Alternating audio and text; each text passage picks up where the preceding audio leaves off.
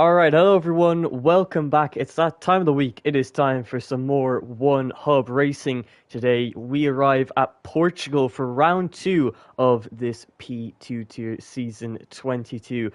Joined alongside me for this round is Tom Carnes. And well, how are you doing today? And are you looking forward for the second round of this season?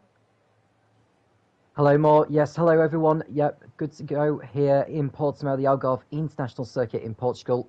The second round, as you rightly mentioned, of this season. How will the drivers build on from last week's showing in Shanghai? We've got a car heading out on circuit. We'll make that two because J. Luke is coming out in the Alpine, or he may well be just the only one going out. They've got an Alfa Romeo that's coming out behind him. But yes, we are raring to go for an 18-minute qualifying and a 33-lap Portuguese Grand Prix. And who's going to come away with the victory and who's going to be on the podium? I can tell you how close it has been last week in qualifying in China between the drivers. It's the P2 tier, so it's the middle tier, if you want to call it, out of the 3 tiers in One Hub racing this season. And I can tell you that last week, the top 11 were all within a second of each other, and the top 7 within half a second of each other as well. So if that's anything to go by, we are definitely going to be in for a brilliant qualifying session here in Portimao. Yeah, this P2 tier grid, it's a very close one, and we saw it in China. Like you said, the differences in qualifying, they're quite minimal, and I think we're going to see something quite similar today.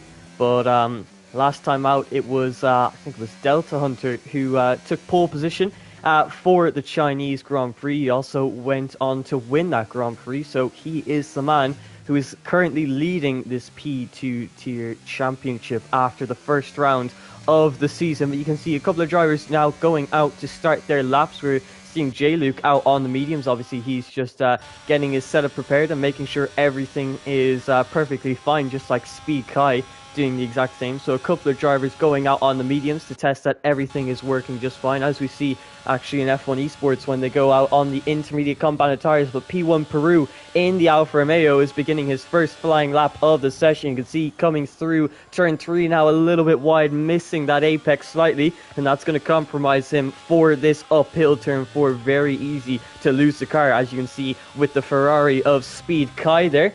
But we now make our way down into turn 5, once again just going a little bit deep, struggling with lockups, it looks like, from the Alfa Romeo. So needs to make sure he adjusts his trail braking to these tricky, hard braking zones. Another uphill turn. You can see the wheel spin that he got out of there, and it's quite common around this Portuguese circuit. And now P1 Peru into turn 11. You can see quite a tight line coming into there, but is widening it up for the exit to gain that little bit of time and carry the speed coming in to this final sector, which he is now currently going through. 2 more turns to go. You can see a little bit wide. You really do not want to be going wide at this penultimate turn. It is going to lose you so much time. So a pretty scruffy lap so far from P1 Peru, but it is his banker time. And across the line, what time will it be? It's an 18.5, and he's actually gone slower than J. Luke, who is on the mediums. We're now seeing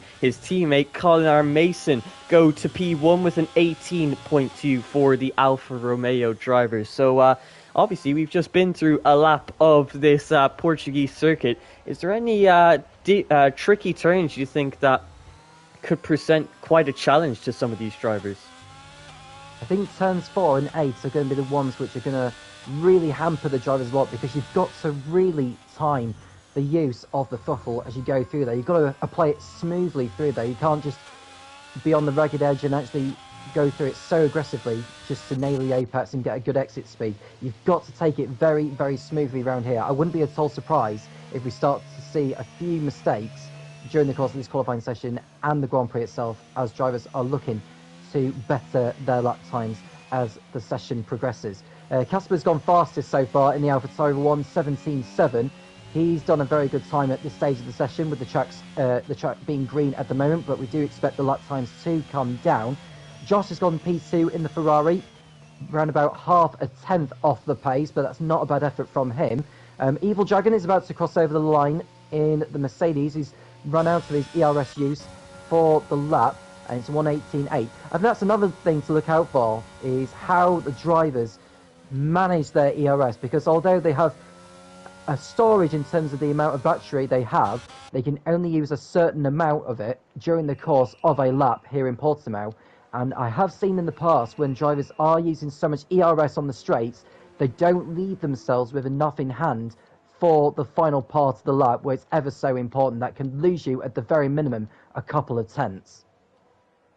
Yeah, definitely have to agree with you there. If you use it strategically, maybe turning it off for certain parts of the tracks to save it for that final stretch to the line, yeah, like you said, it can gain you a couple of tenths. So that ERS management is quite crucial, and it will be in this qualifying session. And I think if you can manage that properly, it could be the difference between P2 and P1, as we're already seeing in this session. Speed Josh just 6/100ths off of the back, or 5/100ths, I'd say, off of the back of Casper, who is currently P1 for AlphaTauri, the first man into the 17.7s. So a decent time so far from the AlphaTauri, who I don't think we saw much of last week, if at all, if I'm not mistaken. But Speed Josh is a name that we are familiar with. Obviously, scoring a P2 in the last Grand Prix, was able to keep up with the two Red Bulls of Delta Hunter and Axlock. And speaking of the two Red Bulls, neither of the drivers have set a lap time so far in the session. I think we just caught a spin with Delta Hunter earlier on in the session. That was down on the exit of turn 11. So even the driver who won last time out is struggling with this circuit. You know, there's just so many elevation changes. It's really easy to just lose the grip, especially in the rear tires, where as you can see, Axlock coming through this turn 11. If you get on the power too early there, it can just send your car spinning, and the traction is definitely reduced with the uphills and the downhills of this Portimao circuit. But the Red Bull of Axlock is coming through what will be the final turn of his outlap to get ready for what should hopefully be his first lap time of the session. So let's see what the man who came P3 last time out can do in this qualifying session. It's a long run down into turn 1, braking just before the 50-meter board. You can see actually taking a little bit of that yellow sausage curb on the inside of turn 1. You really don't want to take any of those big sausage curbs at this Portuguese circuit. Now up the hill into turn 4, using a good amount of the track there. So got a decent exit out of that turn into turn 5 now. You can see hitting that apex very, very nicely, using the full width of the track. This is what is going to be the difference between the midfield and pole position. You really have to use every single advantage you can in Formula 1. And now he is coming up and out of turn 8, which brings us to this very tricky right-hander of turn 10 and 11. Lots of differing lines through these two turns, and as you can see, Axlock quite a wide one, which got him a very good exit on the run into this turn 13. And so far it looks like a decent lap time from the Red Bull driver. So obviously made a mistake on his first lap, but rectifying that now with this first valid lap of the session. Out of the final turn now, what can the Red Bull driver set in his first lap across the line? It is going to be a 1 minute 18.1, so not able to get into those 1 minute 17s just yet. But looking at the top 3 so far, we have Casper currently on provisional pole, with Speed Josh in P2 and Waitsy in P3. And now Colin R. Mason goes to provisional pole position with a 1:17.6. So we're seeing a couple of new drivers emerge in the top 4. Do you think we could see a little bit of that for the rest of this qualifying session, as obviously so many drivers haven't set lap times yet? Well, we saw Colin R. Mason do well last season in the P4 tier, I believe. I remember watching him in Austin in particular, where he was relatively good actually in both the dry and the wet. So I am expecting him to continue with the pace that he is setting so far in the Alfa Romeo. He's definitely one to watch during the course of the season. Waitsy has just posted a time about a minute or so ago, moving him up into the top 5. So that was a great effort from him, getting himself in front of the Red Bull of Axlock.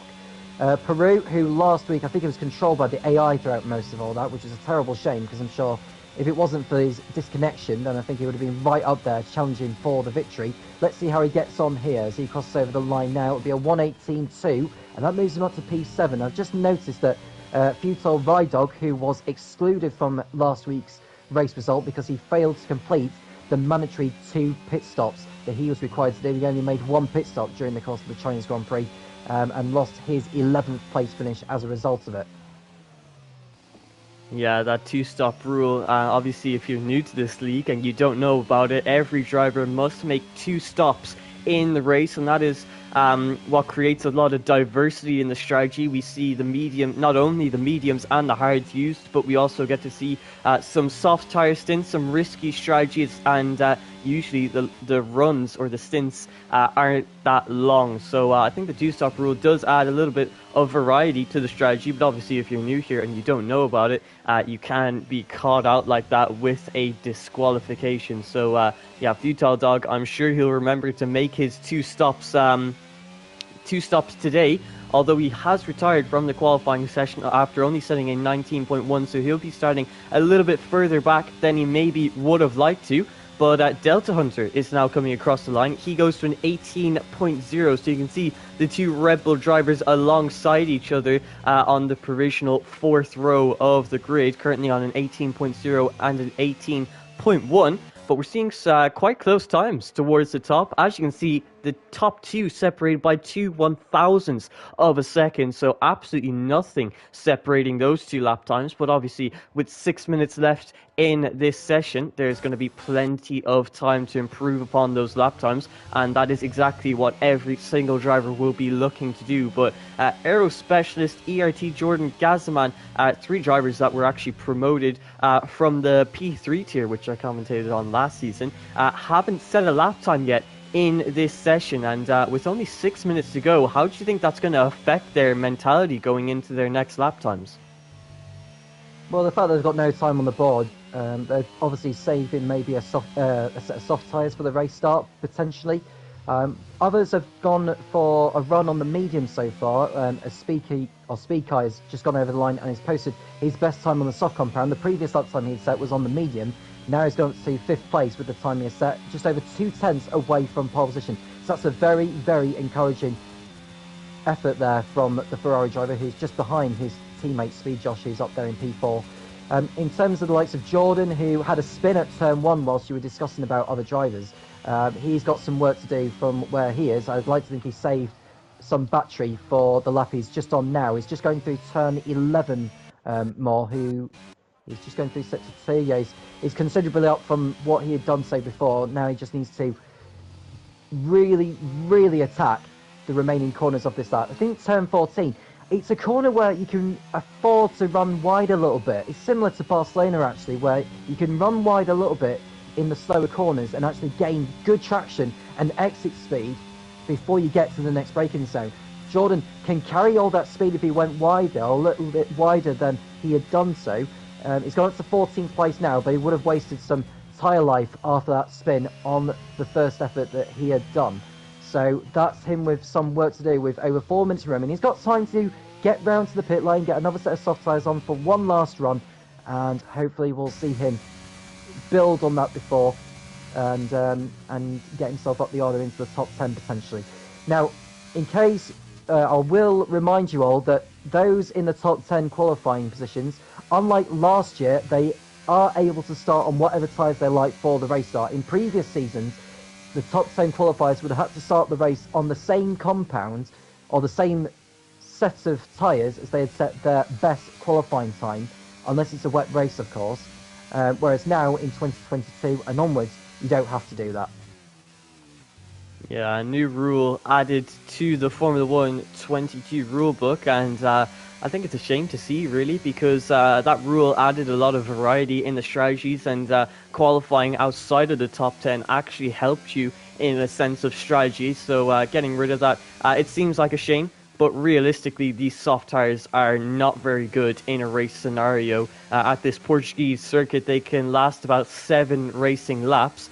So I can see why they've brought in the rule, but it's definitely a shame to see. But J. Luke, who's currently on the soft compounded tires, is coming through the final turn. He's improving on his time by a little bit, and well, quite a bit. You can see 2.5 tenths is the improvement. He goes to a 17.3, and that is going to solidify his position in provisional pole position. But Colin Mason is currently on an outlap, and he's going to be looking to try and take that lap time, that 16.6, and convert it into what can hopefully be faster than J. Luke's 17.3. But it's going to take a lot to beat that lap time. We're running on board for it, and really good lap time there from J. Luke. He really has this track down to a T, and obviously has been practicing this one quite a bit. Obviously it's a DLC track, so maybe not all of the drivers are fully used to driving around this circuit in the Formula 1 22 cars. Obviously it was in the Formula 1 2021 game, but it was added a little bit later on for this game, so maybe some drivers just don't have that level of experience at this circuit. But obviously J. Luke has been putting a lot of practice into this one, and it is showing on pole position by 0.3 of a second. The Red Bull driver of Axlock was able to improve upon his 18.1, and he is currently in the top 3 position with a 17.6, just a couple of 100s behind Colin R. Mason, who is about to begin his what will be one of his final lap times of the session. You can see into turn 1, full width of the track on the exit to set yourself up nicely for this turn 3, of which he hits the apex, which is extremely important because that sets you up for this turn 4. You can see he's gone wide coming out of turn 4, and that has invalidated this lap time. And whether or not he can make it to the line and set one final lap time in this session, he's going to have worn soft compound tires. So even if he does make it to the line in time, I don't think he's going to be able to improve by much on that 17.6. Meanwhile, we see Axlock currently on his outlap. Casper is coming through turn 8. A Mercedes almost getting in his way there. Thankfully, got out of the way at the perfect time, and Casper is able to continue on with his lap time. You can see the amount of traffic in the final sector. So many drivers clumped together trying to get those final lap times in as we are in the final minute of this session. Casper coming through what is now turn 14. Is he going to take a nice and tight line? No, he actually goes quite wide into here. So yeah, I think you're right. With that wider line, it gets you the better exit, which you can carry the speed into this final turn 15, which you really want to do. And across the line, Casper, is he going to improve upon his time? No, he's not. I don't think. It's an 18.9. And he could be going for one final lap time, but it will be on worn soft tires. Axlock, let's ride on board with the Red Bull driver. He is on a 17.6, and this is going to be his last lap time of the session, as qualifying ends in just 2 seconds time into turn 1. And you can see not going as wide as we saw J. Luke going. He really pushed the boundaries on his provisional pole lap time. Into turn 4 now, not using that curb on the inside can really unsettle these ground effect cars. Currently 6/100ths down coming through the first sector. He's going to have to find plenty of time now in the final 2 sectors of this lap if he wants to challenge for this pole position. Currently at 17.3, 0.3 is what he's going to have to improve by if he wants to get into that P1 position. You can see a little bit of wheel spin there coming out of turn 8, and that will cost him a little bit of time, but Speed Josh in the Ferrari is able to go to a 1 minute 17.2. The man who finished P2 last time out goes to P1 in this qualifying session by a 1/10 of a second. Axlock is really going to have to attack these final 2 turns if he wants to get anywhere near that time, but I'm not sure if he's going to be able to. It's going to take quite the improvement to battle it out with Speed Josh for this pole position. But out of the final turn now, what can the Red Bull driver set across the line? It's in the 1 minute 17s. It's a 17.5. He improves by 1 position and gets himself into the top 3. And with no other drivers currently on a lap time, that means Speed Josh in the Ferrari will be taking pole position for this Portuguese Grand Prix. And a 17.2, that is an absolutely rapid time from the Ferrari driver. It was a sensational final lap time there from Josh. He was the fastest man in Sector 2 out of anyone. And amazingly, looking at the other sectors, the fastest drivers in sectors 1. That was Jamie Met, of all people, who's in 14th at the end of that, and Casper was the fastest man in sector 3. But running down the final qualifying order for the race, Josh is on pole position for Ferrari ahead of J. Luke in second place. It's Axe, Lock and Colin on the second row, followed by Lukey and Casper. Delta Hunter in seventh place ahead of Speakai in the Ferrari. There's Cam K Mom and Jordan running out the top 10. We've got Waitsy and Gazman on the sixth row, followed by Peru and Jamie Met on row 7. Evil Dragon and Aero Specialist line up in 15th and 16th positions respectively, with Futile Ride Dog, the only driver to set his time on the medium compound, and Ols, the 18th and last driver on the grid. 2 seconds, just over 2 seconds separating the whole field, less than a second separating the top 13.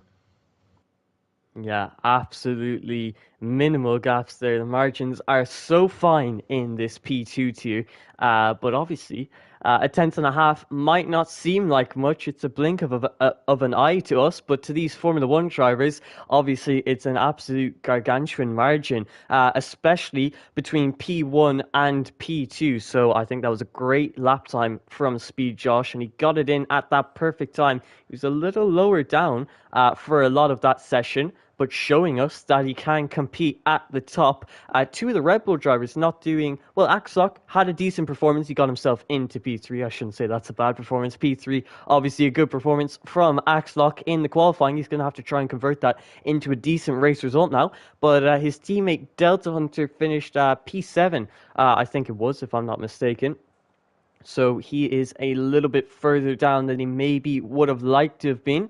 And at this Portuguese circuit, obviously, there are 2 DRS zones. Those are on the runs down into turn 1 and turn 5. So those will be your 2 prime overtaking opportunities, especially that turn 5, as you can have a few dive bombs into that hairpin, as it feels like you can just brake as late as you like, even though it is a downhill braking zone. So I think we'll see quite a few moves into there. And obviously, the pit straight is actually quite a long straight, so I think we'll also see quite a few moves into turn 1.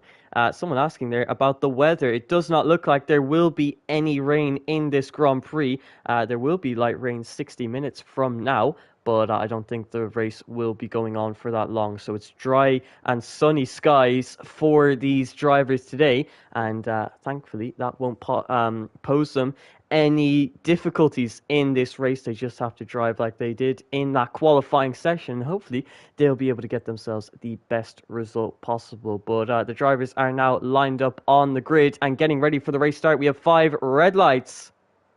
They're gone. We're away. What kind of start is it for our pole man of Speed Josh? It looks like a good one up against J. Luke, although J. Luke is able to pull alongside. Coming into turn 1, he gets the move done for the lead. Now the Red Bull of Axock is looking down the inside of Speed Josh. And coming into turn 3, he has the better line. He has the tighter line, which will now turn to the outside line for turn 4. You can see squeezing each other through this turn, still side by side on the run down into turn 5. And who is going to get this move done? Speed Josh with the inside line, but Axock still trying to fight this one back, using the full width of the track, and Lukey trying to get in on this battle. Before now, Speed Josh has the position, but Axock looks down the inside, coming into turn 7, and he's gonna get this move done down into turn 8, and with a compromised exit, this allows Lukey to move up into P3, but Speed Josh trying to battle it out and maintain this P2 position, but you can see he's turned in a bit too early. Lukey has gone for a wider line, with Speed Josh trying to go for a tighter one, and they've collided. Speed Josh now has front wing damage, and that is going to be costing him a lot of time. I think he's going to have to box after that one. You can see under a lot of pressure from the AlphaTauri driver of Casper. He pushes wide as he just does not have the downforce to take that turn 14 how he usually would on the soft compounded tires. You can see Casper is able to get past him coming through the final turn, and the Ferrari driver of Speed Josh has to come into the pit lane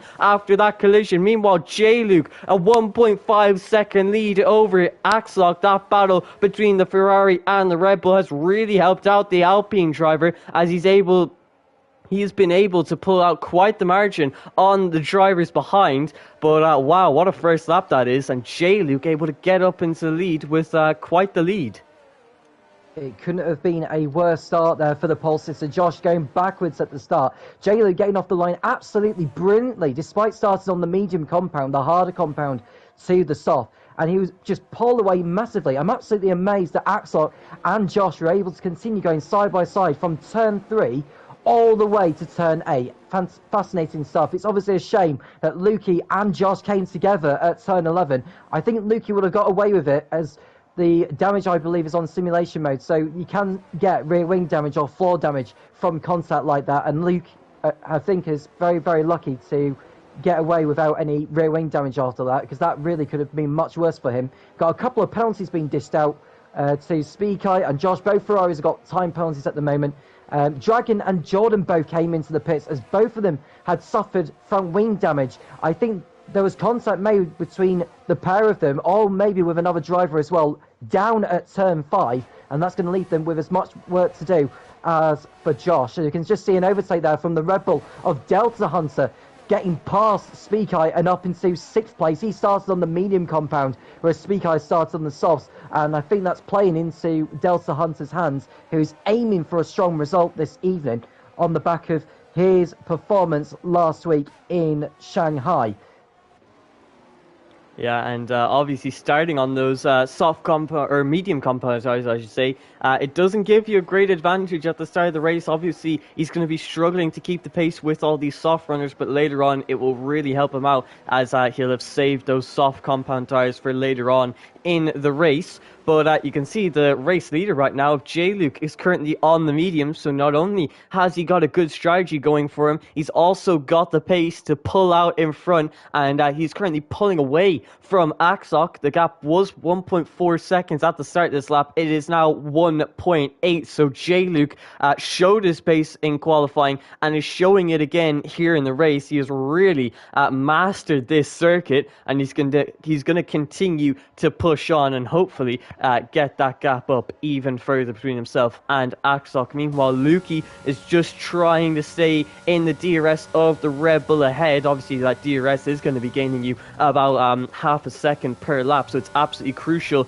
that he has the power of that rear wing flap opening up. Meanwhile, Casper behind him on the mediums isn't within that 1 second range, and that is putting him under pressure from the likes of Colin R. Mason and Delta Hunter, especially since he just went wide there at that turn 4 and his red light is actually flashing. He's been pushing nice and hard to try and find a way into the DRS of the top 3, but he sadly has not got the pace or the grip on these mediums, and the pressure from Colin R. Mason behind is going to be amplified with that ERS deficit now. So I think we could see a move from Colin R. Mason, obviously on the soft compound of tires. But he's going to have an advantage early on in this race, but it could cost him a bit of time towards the end when he'll obviously be on a harder compound compared to Casper, who will hopefully be saving the soft compound tires for the end of the race. But obviously safety cars can complicate everyone's strategy.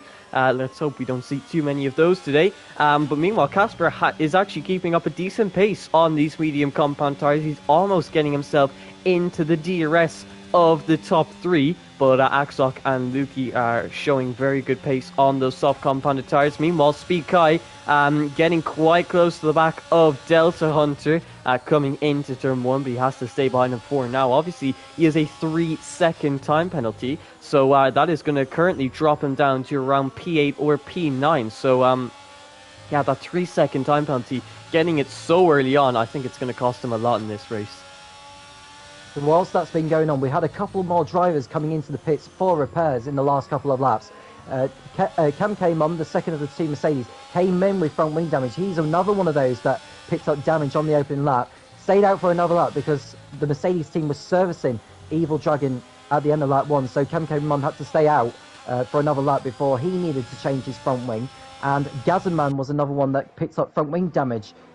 He came in at the end of lap 3, so he's gone on to the medium compound, so we would assume that he is going to come in for a set of softs before the end. They're going to be hoping for a safety car at some point.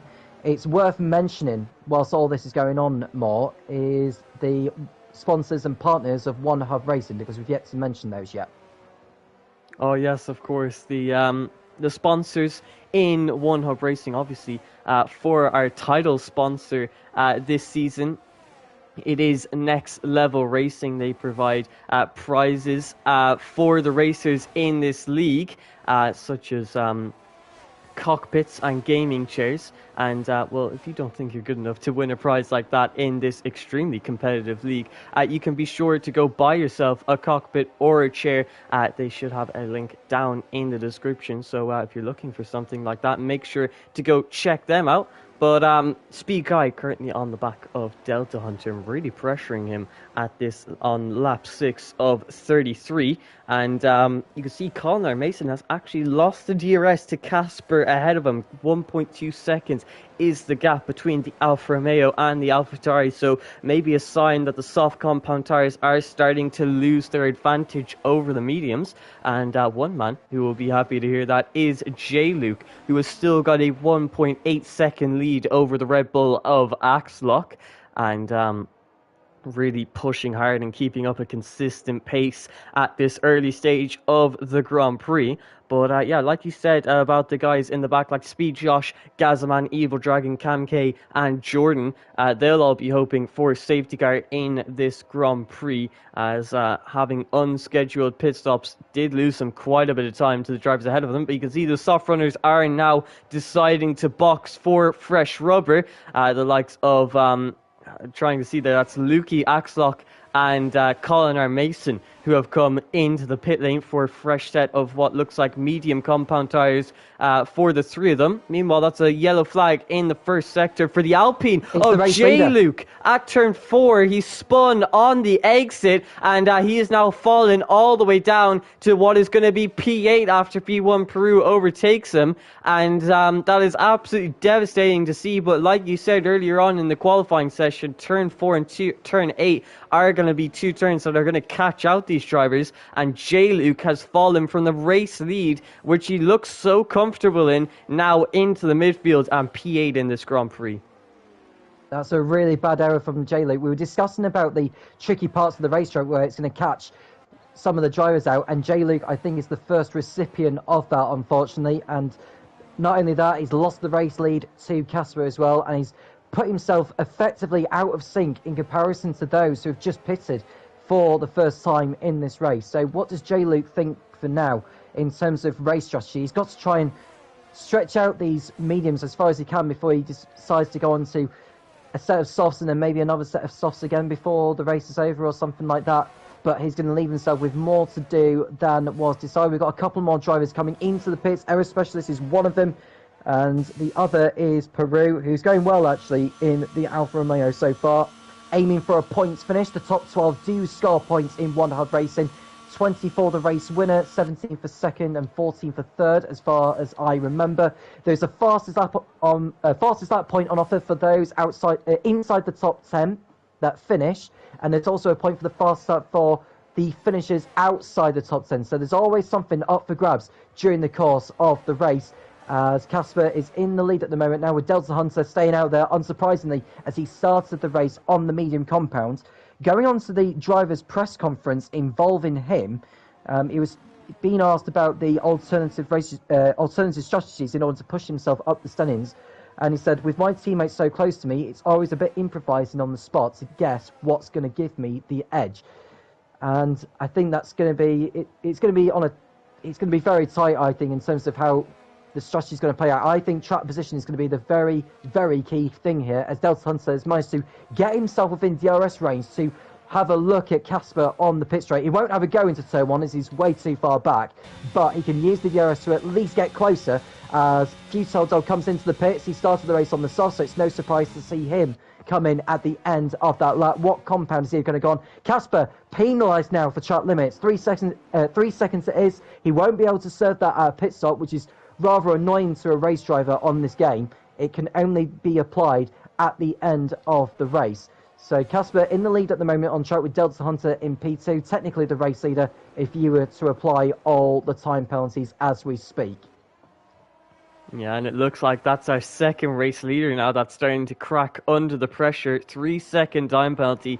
That is going to cost him quite a bit. And, well, at this current stage of the Grand Prix, it will cost him the race lead. But obviously, he has yet to make a stop in this race. Meanwhile, Axlock is currently down in P7, but on the medium compounded tyres. He actually has a 5-second time penalty. I'm not too sure what that's for. I actually missed that there. I think that could have been for speeding in the pit lane, but J. Luke had a spin. Axlock now has a penalty, which means Lukey is in a prime position to possibly win this Grand Prix. He is on the back of Axlock, who is our net race leader at this stage of the race on lap 9 of 33. Obviously, everyone in a top 6 position is yet to make their pit stops. And surprisingly, Speed Kai, who is currently in P3 and on the soft compounded tires, is staying out. So, obviously, he's been behind Delta Hunter for quite a few laps now. He must be managing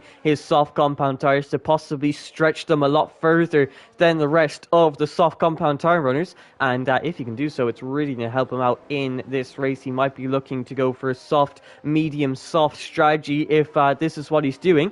But right now, he's able to keep the pace with the likes of Delta Hunter and Casper, even on 9-lap-old soft compound tyres, which, if I had to guess, are probably in punctured territory now. So the fact that he's able to keep the pace with the top 2 is quite impressive to see from the Ferrari driver, and it's going to help him a lot towards the end of the race once strategy comes into play. But we're only on lap 10 of 33, and that is why most of the drivers who started on the medium compound tires are yet to box. But you can see it's all calmed down a little bit in this Grand Prix. A lot of drivers just trying to settle themselves in, show a little bit of their pace before going for track position. Meanwhile, down for P15 though, there's ERT Jordan and Evil Dragon battling it out for P15, with Alls also trying to get in on this battle. Speed Kai now comes into the pit lane after a mega stint on those soft compound tires, 10 laps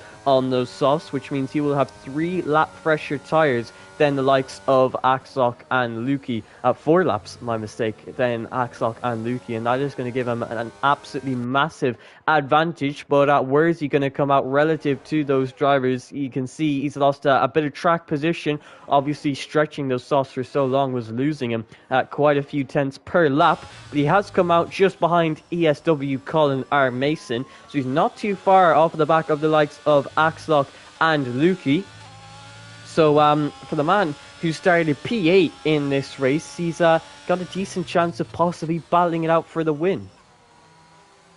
It is a possibility. You know, there's some drivers who have got 5-second time penalties, most likely for speeding in the pit lane. Unlike with the track limit penalties, they can serve them at their next pit stops. So that won't trouble them at the end of the race should they pit again. Well, they have to pit again anyway because they've only made 1 stop so far, if you have already pitted. So, yeah, there's a long way to go yet still in this race. We're at the 3rd way mark, lap 11 out of 33. Casper leads by just under half a second. Delta Hunter within DRS range most certainly. So I wouldn't be at all surprised if he starts making a move on him very, very soon. He nearly did so on the pit straight. Was a little bit too far back, so he sits in behind. Now, if you're Delta Hunter, do you decide to go for the move now, or do you want to continue having the benefit of the DRS each time you come down the pit straight? Is that helping him in terms of gaining time over those he's battling with during the race, the likes of Axlock and Lukey and co?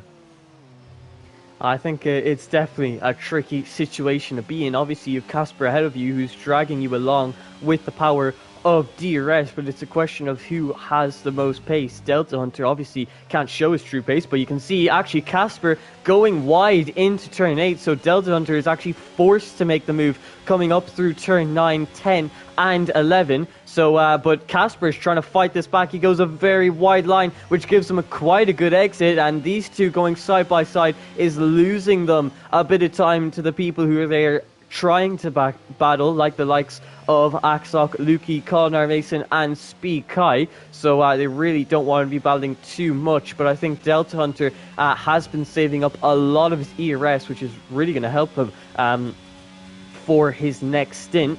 Meanwhile, Casper has been using quite a lot of it, but Delta Hunter doesn't have to decide whether he wants to overtake or not, because he has come into the pit lane for a fresh set of tyres on lap 13 of 33. Is the first of the medium runners to box for a fresh set of medium compound tyres, so he must be going for a medium soft strategy. So he'll have the that power of soft compound tyres towards the end of the race, which obviously the likes of Axlock and Lukey won't have after starting on the soft compounded tyres. So far Delta Hunter still on the mediums and still just trying to do as well as he can with the tires that he has got. Meanwhile, Speed Kai is able to get out ahead of him coming out of the pit lane. So Speed Kai making his strategy work as he gains track position on the likes of Delta Hunter. Meanwhile, Futile Dog with the warmer medium compound tires is looking to the outside coming into turn 5. Is he going to get a better exit? He gets squeezed wide here by Delta Hunter, who wants to keep this track position. Is Futile going to send it into turn 7? No, he's not. But that battle between the Ferrari and the Haas has lost Delta Hunter DRS to Speed Kai ahead of him, which is going to be absolutely crucial in this race, because now he is losing about 5/10 per lap to Speed Kai ahead of him. And yeah, that is going to lose him a lot of time. It's not gonna be what he would have wanted, as obviously he wants to be battling with the likes of Speed Kai, Colin Mason, Lukey, and Axlock. So this strategy hasn't worked out perfectly for him, but he's got to make it work now and try and push nice and hard to get within the DRS of Speed Kai. Meanwhile, Jamie Met and Waitsy both coming into the pit lane. Waitsy deciding to use his set of soft compound tires now to gain an advantage on the drivers ahead, and you can see he's come out ahead of the Ferrari of Speed Josh. He only has to make one more stop in this race. You can see he's looking to the inside coming into turn 3. He's got warmer tires than Waitsy has. Waitsy is trying to hold this position down the inside into turn 4, but simply just does not have the temperature in those tires yet. But you can see the top two of Casper and J-Luke going for quite the overcut here. What do you think their strategy is in this Grand Prix? Well, Casper and J-Luke, I'd imagine those two are going to be stretching those mediums to like lap 20 or something. So for the final two stints, they're going to be on the soft compound. The question is, can they get the benefit out of those two sets of soft tyres for when they come in? Casper's got a good lead actually over J-Luke, who has still yet to stop in this race, obviously, despite that spin he had earlier on. Those are the only two drivers who have yet to make a stop in this one. Colin has made his way up through the field in 5th position in the Alfa Romeo. No time penalty to his name at the present moment. It'll be interesting to see how quickly Waitsy gets through the field after his pit stop with him being on the soft compound. I think with the fuel burning off at this stage now, because I think it's something between 50 and 55 kilograms that the drivers would have carried through into the Grand Prix or started on, because it's a 50% race, unlike in real life Formula 1, that is 100%. So you can see Waitsy's just gone through on Speed Josh now, so he'll be looking to use the track position ahead to gain on Futile Rydog, who is on the mediums, but he needs to make sure he pulls away from Josh first before Josh actually retaliates after that overtake. I can tell you the driver with the fastest lap of the race so far is Speed Kai in the Ferrari in P6 on a 1:20.3. Outside the top 10, Aero Specialist is the fastest man out of those in the bottom 8. He would be on course to get as fast as that point where he is as well. So there's different strategies playing around on the, here in Portimao. If it wasn't for the 2-stop mandatory rule, we would have been seeing slam dunk 1-stoppers, but that's not the case in one-hub racing. You've got to make 2, not to mention Futile Rydog last week in China. Yeah, these drivers, they know they don't want to be getting themselves disqualified after going on a one-stop strategy. So all of the drivers making sure that they use up those 2 stops. But obviously, with the 2-stop rule, it causes the drivers to adjust their strategies quite a bit, because obviously in most leagues you don't have this 2-stop rule, so you're used to going for a medium hard or a hard medium. With this added 2-stop rule, they really have to think about what tires am I going to use, how am I going to use them to their full advantage, and is this strategy going to be better than my competitors? So it's a really tough mix of getting focusing on the strategy, but also focusing on the racing at the same time. Obviously, these drivers, well, most of these drivers, I think I can speak for most of them when I say they don't have engineers, so they have to make sure that they set their strategies at the start of the race and adjust them on the fly according to their tire wear, fuel burn, and ERS levels. So it's quite tricky for these drivers to make sure that they get it all right in a one-hub racing Grand Prix. But so far, one man who's doing quite decently for himself is Lukey, currently in a net P2, and with 0 seconds of time penalties, will be ahead of Axlock at the end of the Grand Prix. You can see he's just sat in the DRS of the Rebel ahead of him, and he has been for quite a few laps. He's saving up his ERS at about 60% now. So Luki is in a very good position in this Grand Prix, but Casper and J-Luke, once they move on to their 2 sets of soft compound tyres, they will be gaining a lot of time on these drivers ahead of them. Or, well, they're currently behind them, but once they do box, they will be ahead. So, yeah, I think that soft compound tyre strategy, obviously these mediums are used to going about 16 to 20 laps.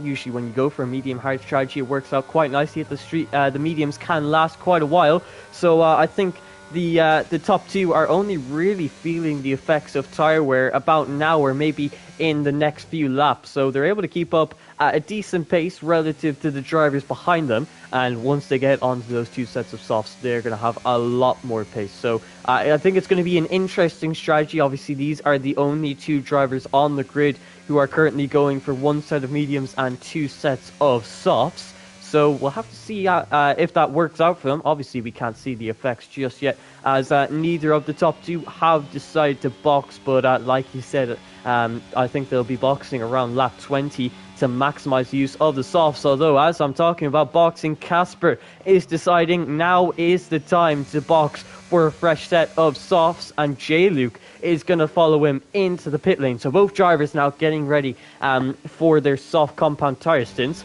and we'll have to see where they come out relative to the rest of the grid. We see Axok in the Red Bull currently overtaking both drivers in the pit lane, and I think they're going to come out around the top 10, maybe just outside the top 10, as we're watching Casper now come out of the pit lane. He's got a Haas car ahead of him, and is he going to be coming out side by side with the Williams? You can see the Williams getting past him. They're going a little bit wide, so slightly compromised line because of Casper, but Waitsy is able to get out ahead. So Casper currently P8 with 3 seconds of time penalties, but he's got decent track position in this race, and he's not too far off of the race leader. 10 seconds separates himself and Axlock. So do you think this strategy could work out for Casper? It really could well do. I mean, what the last thing he wants right now is a safety car, which is going to play into the race leader's hands, because they've all stopped in this race now. Every driver's completed a pit stop. But if Casper's going to make this strategy work, he's got to hope that the safety car does not appear on circuit, or even a VSC, and he needs to get the benefit out of these tyres. And if he's going to do that, he needs to pass some cars on circuit. He's got Waitsy in front of him, who's on soft tyres that are 4 laps older than what he's on. Or you can see Casper getting a tank sucker on the exit of turn 13. He manages to collect it, but that won't help him in his quest with Waitsy, who's just about to pull a move off, I think, on Rydog as we speak. Here we go. Look, so Waitsy on the pit straight now as they complete the lap. DRS open on the Williams as Speakai goes past Mason and into 3rd position. What about the Red Bull of Delta Hunter? He takes advantage of the open door. Rydog stays in front of Waitsy as they go through turns 1 and 2. Waitsy ran wide there at turn 1. He's got to be careful not to get too many track limit warnings, otherwise it will be a 3-second time penalty. As Gazelman makes his 2nd stop of the race, the first driver to do that in the Aston Martin. If you remember, he came in for repairs at the end of lap 3. Now he's about to go on to what I believe is his 2nd set of medium tyres. Waitsy holding his line there ahead of Casper. Waitsy's holding his line ahead of Casper, but Casper's got the high ground on the exit with the elevation change, and he's able to go through and up into P7. Now he's got to make life work of Futile ahead of him to get past him and gain some track position and go after Mason, who'll be coming in for his 2nd pit stop very, very soon. This is playing more into Casper's hands, unlike Luke, who'll be ruining that error they made earlier on in the race. He's left himself with far too much work to do in his quest for the race victory. I know some drivers have got time penalties that they need to serve, either in their next pit stops or at the end of the race, but even so, Luke is going to find it very, very difficult to even finish on the podium here more.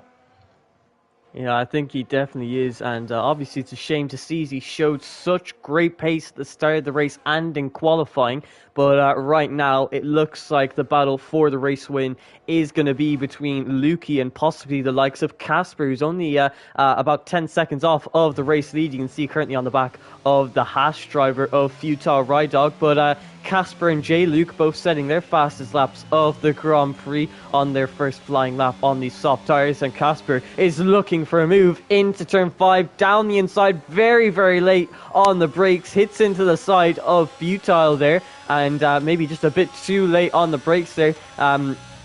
putting a bit too much faith in those soft compound tires, which do have a lot of grip, but there is a limit to how late you can brake and how much speed you can carry into the turns. But he now has the track position, he has that clean air, which means he is going to be trying to push on to catch up to Delta Hunter, who's currently 4.2 seconds up the road. It is worth mentioning, though, Casper has a 3-second time penalty, along with Delta Hunter, and Axlock has a 5-second time penalty, which he will be serving in his next pit stop, which could drop him behind his teammate even, if the effects are felt that badly. And you can see now drivers are deciding to box. That's Lukey and Axlock both coming into the pit lane for their final stops of the race, this time for the medium compounded tires. And Lukey obviously doesn't have a 5-second time penalty to serve, is going to be coming out ahead of the Red Bull driver of Axlock. So Lukey has also got quite the gap between himself and the Red Bull. So Lukey, 0 seconds of time penalties, and now has the net race lead. He's going to have to try and push hard with the ERS that he has saved up after spending so much time in the DRS of Axlock ahead of him. Now is the time to use that ERS. You can see 90% for the Williams driver, and he's going to be using that as much as he can to try and make this undercut work on the likes of Speed Guy, Delta Hunter, Casper, to hopefully go for this race win. But meanwhile, up front, Delta Hunter on the back of Speed Guy. These two struggling to get past each other, although Speed Guy obviously was behind for the first stint, but is now ahead after making the undercut work on Delta Hunter. But Delta Hunter has 100% ERS, and I think now is the time that he's going to start using a little bit of it to try and gain some time. As you can see, with Speed Kai coming into the pit lane, Delta Hunter is now taking this opportunity to start using that ERS and burning it to gain some time on the drivers around him, which he really wants to do. He wants to make this overcut work, as obviously he'll have the medium compound tires, or possibly, if he stretches it for long enough, could have the soft tires for the end of the race. So he needs to make sure that he's setting fast lap times while he's on those old medium compound tires. But Speed Kai coming out of the pit lane now, and he comes out ahead of the Red Bull driver of Axlock. Obviously, after serving that 5-second time penalty, he has lost track position to the Ferrari driver, but with the Ferrari driver being on the cold medium tires, Axlock is able to gain back a little bit of the advantage that he has lost. And I think he will have DRS by the end of the lap. And that now brings Colin R. Mason into the battle with Axlock and Speed Kai. But Lukey is currently 4.5 seconds ahead of Speed Kai. And what do you think the Williams driver's chances are of winning this Grand Prix? They're very, very high at the moment. I mean, Lukey's doing very, very well in the Williams as we speak. Just looking at his the number of pit stops he's done 2 stops now, so he's put himself in a very, very good position to win this race. The amount of time that he'll lose in the pit lane is between 25 and 26 seconds. There's a car off in sector 1. It's a Mercedes that's spun round. I think that's Evil Dragon who's gone for a spin, is it? I think that's him towards the back. He's just about to be lapped by the race leader by the looks of it. But yeah, going about Lukey, he's got a very good chance to win this one. The amount of time you lose in the pits is around about 25, 26 seconds. That's in the pit lane, so excluding the time of pit entry and pit exit. If you add a few more seconds onto that, you're looking at around 30 seconds. So if you look at where Lukey is in 6th position, his gap to the leader ahead of him is 20 seconds, just a little bit more. So he will be in the lead once everyone does their stops, but he will be on Warner tyres, I should say, not warmer. In comparison to those, it will be on the soft compound. But this is looking very, very good for Lukey's race so far.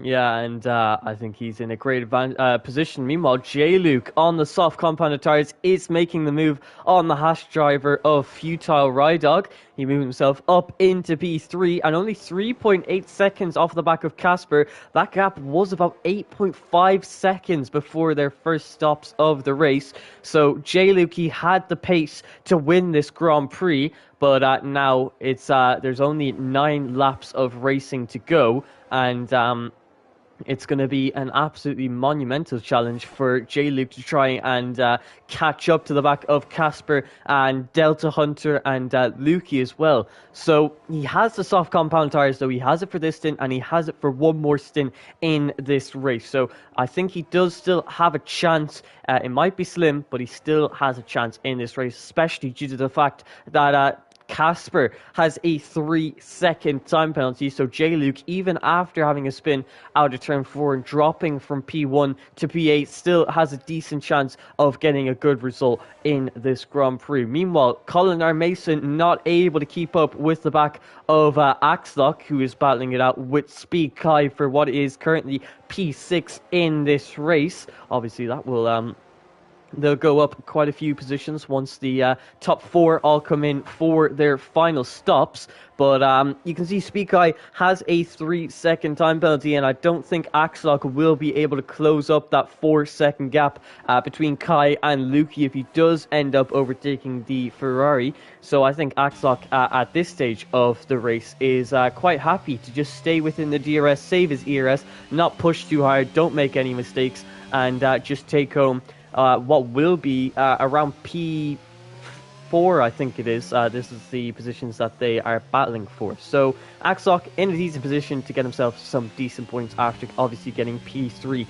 last time out. But the top 3 will be looking at boxing soon enough. Delta Hunter, 12-lap-old medium compound tires. He's obviously stretching this stint to go to the soft compound tires at the end of the Grand Prix. Casper and J-Luke doing the exact same, but with 7-lap-old soft compound tires. They're going to start to feel the effects of tire wear more than Delta Hunter is at this stage of the race. Lap 25 of 33. Now, not long left to go, and these drivers are going to have to start making those crucial moves and pushing as hard as they can to gain any sort of track position possible for what will be the end of this race and where the points are scored. But at this stage of the race, do you think this double soft compound tire strategy is going to work out for the likes of Delta Hunter, or not Delta Hunter, I should say? He's been on 2 medium compound tires. Casper and J-Luke, do you think that double soft compound tire is going to work now that we're closer towards the end of the Grand Prix?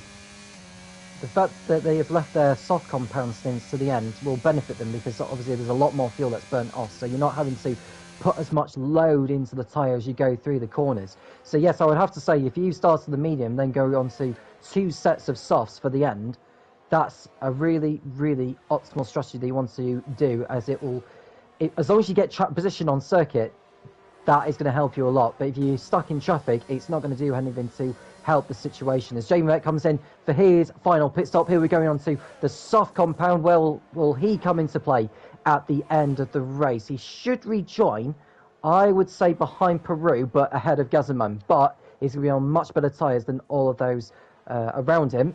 And just looking to see who has got a second stop still to make before this race is over. I mean, you've got the top 3 who are still yet to make their second pit stops now. So it's just those top 3 that need to pit in. And that's Peru just going past Jamie Met through turn 2, a little bit marginal, but no contact made anyway. That's a fair overtake there from Peru, who's on course for a championship point, unlike last week.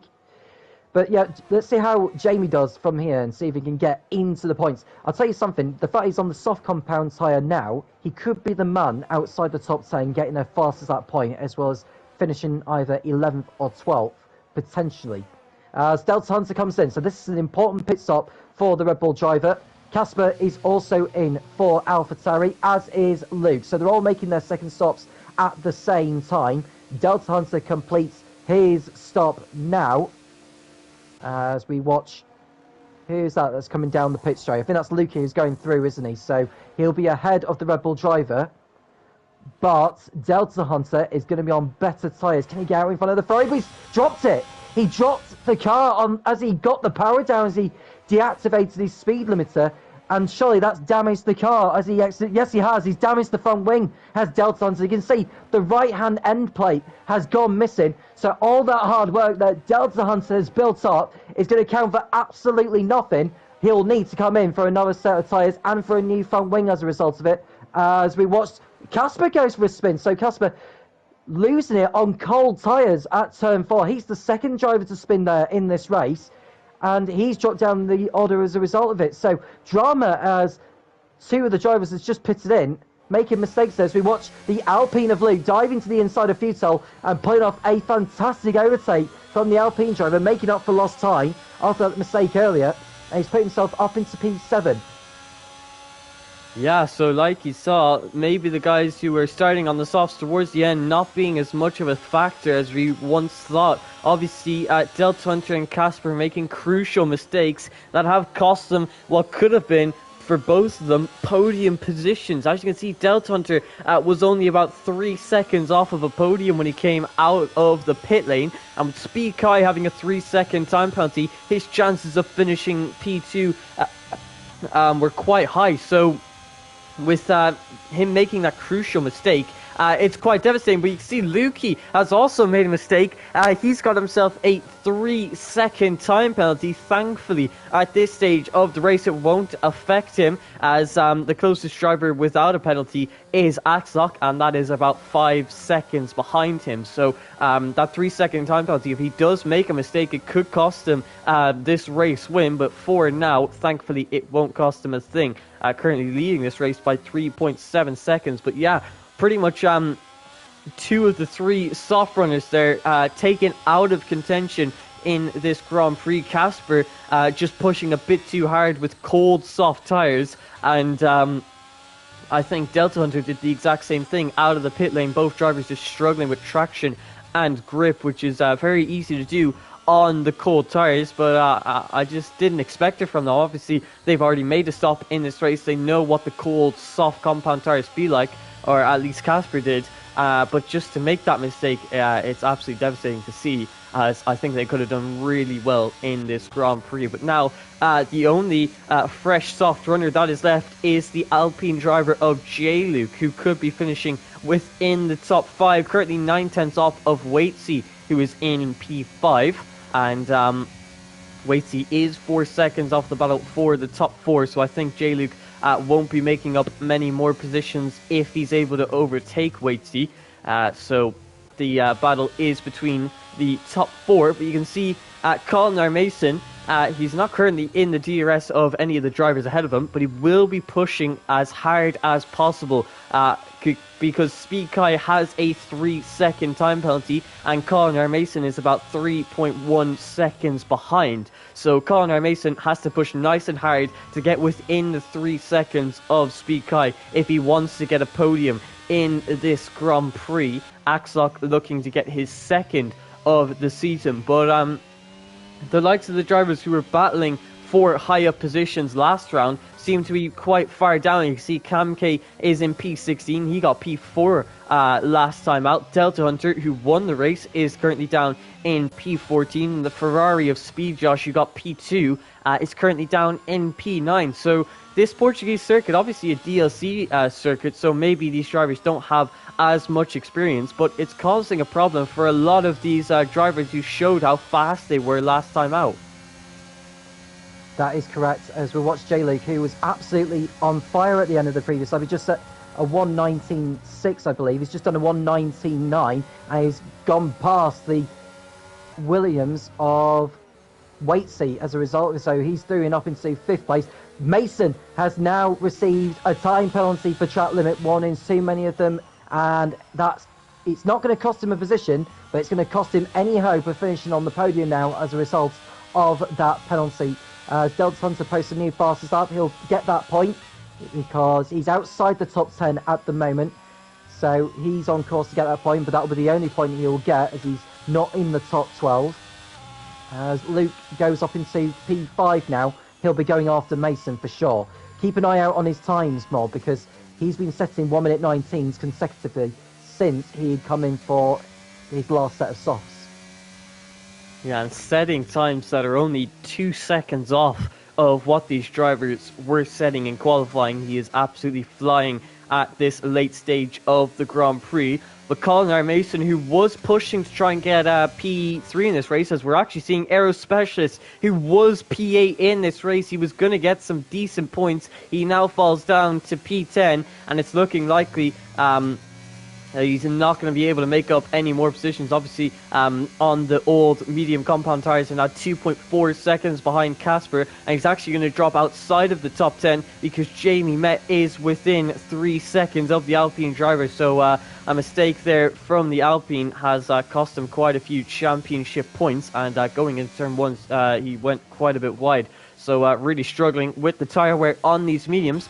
But looking towards the front, Colin Mason, he was battling for a podium in this race. He was trying to get within 3 seconds of Speed Kai, but now having that 3-second time penalty, he's not going to be pushing for a podium. He's going to be pushing for P4, as J-Luke is only 4 tenths away from that 3-second gap. So J-Luke, who made a massive mistake in the early stages of the race and was looking to finish outside of the top 5, is now looking to get a top 4 position. I think he can definitely make up the difference between himself and Colin R. Mason. And as Lukey comes across the line, we are getting ready for the penultimate lap of the Grand Prix. So there's not long left to go for J-Luke to gain those 2 tenths. But I think the fact that he's on those fresh soft compound tyres will make quite a difference between himself and Colin R. Mason.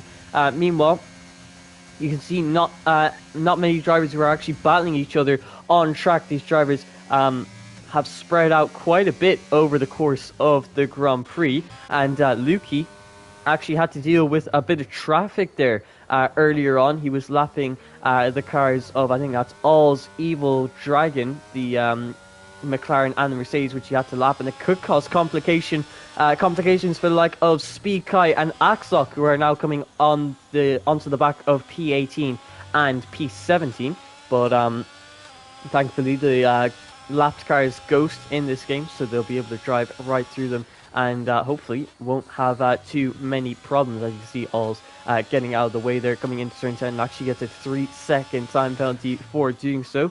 So a shame to see, but won't affect him obviously down in P18. And Cam K is actually coming into the pit lane, so he's going to try and get that fastest lap point for being outside of the top 10. But Lukey is now coming through the final turn 15 of this Portuguese circuit, and he is starting the final lap of this Grand Prix. It is lap 33 of 33, and the battle that we are focusing on is between J-Luke and Colin R. Mason. 2.9 seconds is the gap between the Alpine and the Alfa Romeo. He needs to gain a few more tenths if he wants to get P4 in this Grand Prix. If you look at his ERS levels, he was 0% coming down the pit straight there. So he is using absolutely everything that he's got left to try and gain the time that he needs to on Colin R. Mason ahead. You can see once again completely depleting his ERS down the straight coming into turn 5. 2.4 seconds is the gap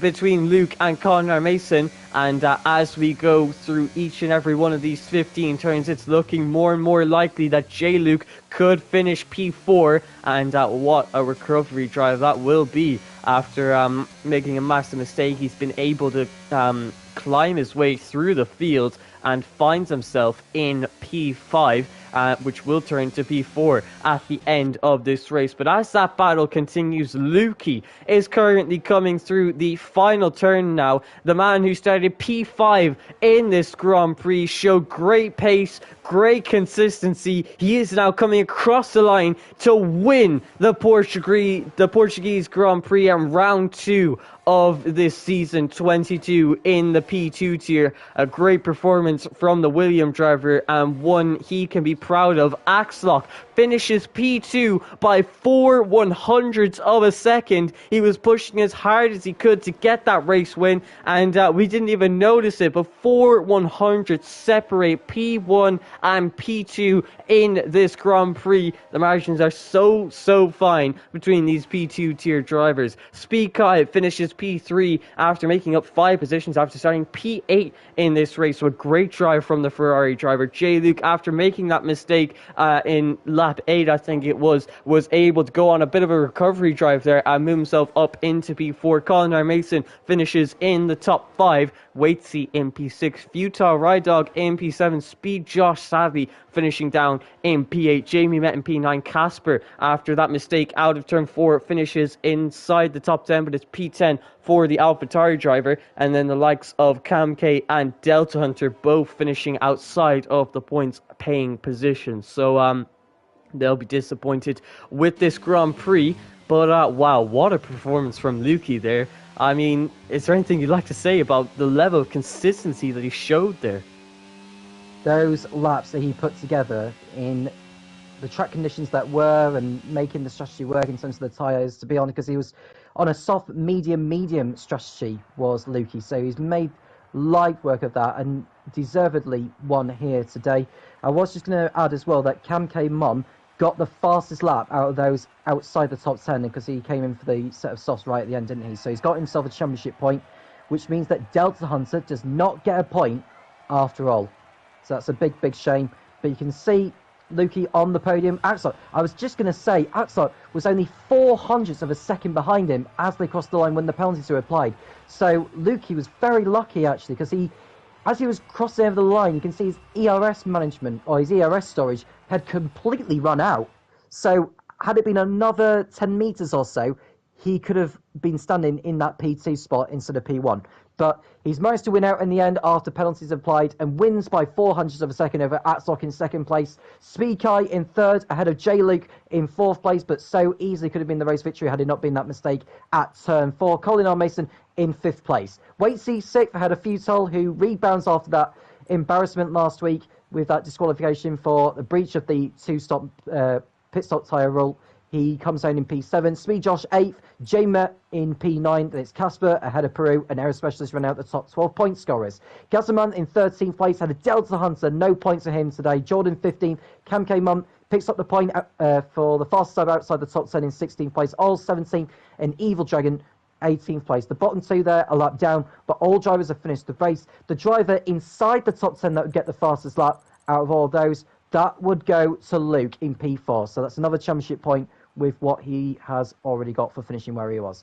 So it's now time for mentioning sponsors and partners more, as well as giving ourselves drivers of the day. Who is your pick? I mean, driver of the day in that race, it's quite a tough pick. The top three there did a very good job for themselves to get onto that podium. Obviously, with Speed, Kai and Lukey both getting time penalties, showing little blips in their consistency. But I think if I had to give a driver of the day to one of these drivers, I think it would have to be Axlock. He just showed great pace throughout that race, got caught up in an instant or two, and obviously lost a bit of time to the likes of Lukey, and that speeding in the pit lane got him that 5-second time penalty that dropped him down, but he almost got to that race win today. He was so close, 4/100ths, like you said, separating the top two. But yeah, I think he did very good job today and got his second podium of the season, which, if I'm not mistaken, will give him the championship lead. So he's taken P2 and he's taken the championship lead, and that's why I'm giving Axlock my driver of the day. But if you had to give driver of the day to one of these drivers, who would you pick? So one driver that stood out to me, actually, was the driver who came home in P7. That is Futile. I mean, I felt for him losing those couple of points, but rules are rules when he failed to make that second stop in China. But he's bounced back today, 17th on the grid to P7. That's top quality racecraft right there for from him. And my question for him was, how important was race strategy today in Portimao? And is this a sign of things to come in the upcoming races? Yeah, so that would be my question, and he would be my driver of the day. It's worth mentioning the calendar, by the way, more, because we've yet to mention that during the course of today, including next week's round. So where will we be going to? I have to take a quick look here, but I think it is going to be a sprint race at the Bahrain Grand Prix, if I'm not mistaken. And I know there is a sprint race at the Bahrain GP, and that should be an exciting one here. But I have not prepared myself because I have no idea where the calendar is. So if you'd like to tell us, is it that Bahrain Grand Prix? It's not, actually. It's the Japanese Grand Prix at Suzuka, which I don't know for certain if it is going to be a sprint, but that's where the OHR will be heading to next week. So it'll be the same times. There'll be posts put out on social media in terms of which platform it will be for the P1, P2, and P3 tiers in terms of which platform, whether it will be Twitch or YouTube. We've had the P3 tier on Twitch earlier this evening, so there'll be an upload of that to be put on the YouTube channel later on. There's also the P2 live stream that you can have, so you can watch back on catch up in case you've missed any of the action from today. And also there is the P1 tier that is currently broadcasting right now, I believe. So do make sure you go and watch that if you want to continue watching any more of the racing involving One Hub Racing. And it's time to mention our sponsors and partners. So, Mo, would you like to do the honours for that again, please? Yeah, one of our sponsors here in One Hub Racing is Gamer Glue. They make this great product. It's a cream that you can put on your hands to stop your hands from sweating and making your controller or racing wheel slippy if you're trying to go for a long gaming session. A very handy product, and one I could probably do for myself when I'm doing these commentating sessions with the amount of action that we're having. So if you'd like to go check them out and possibly get yourself some of theirs today, I think they have lots of different scented ones as well, so plenty of options to choose from. If you want to go check them out, there should be a link in the description. Another one of One Hub Racing sponsors is Pure Sim Gear. They, just like Next Level Racing, they provide the league with...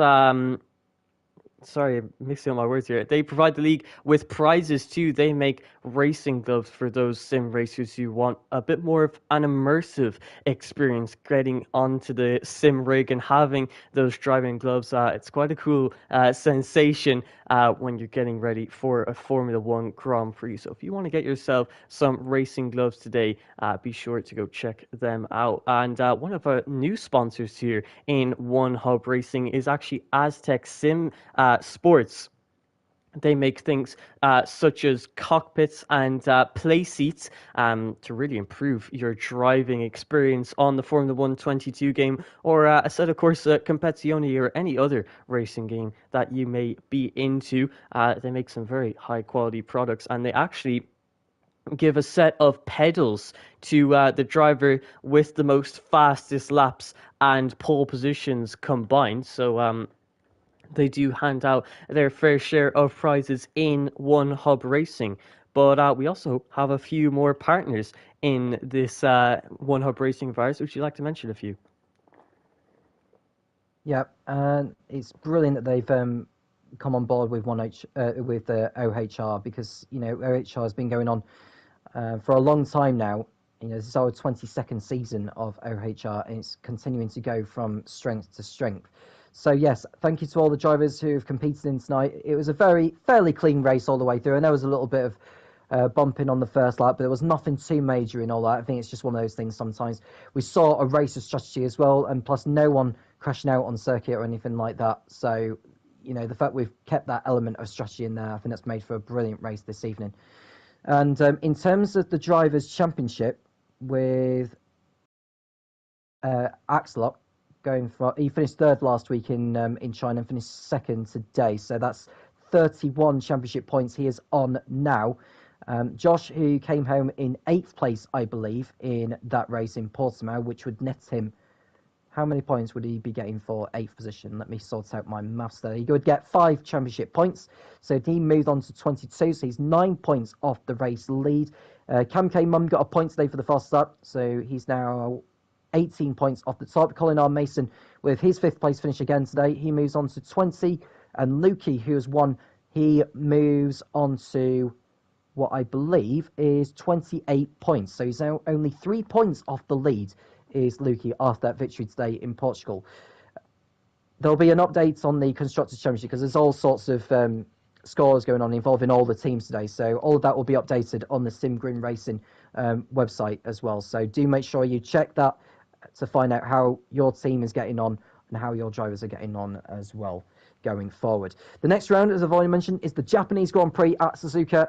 It's the same time next week, so do make sure you tune in for then. I'm Tom Cairns, he's More, and we'll speak to you again soon when One Hub Racing returns.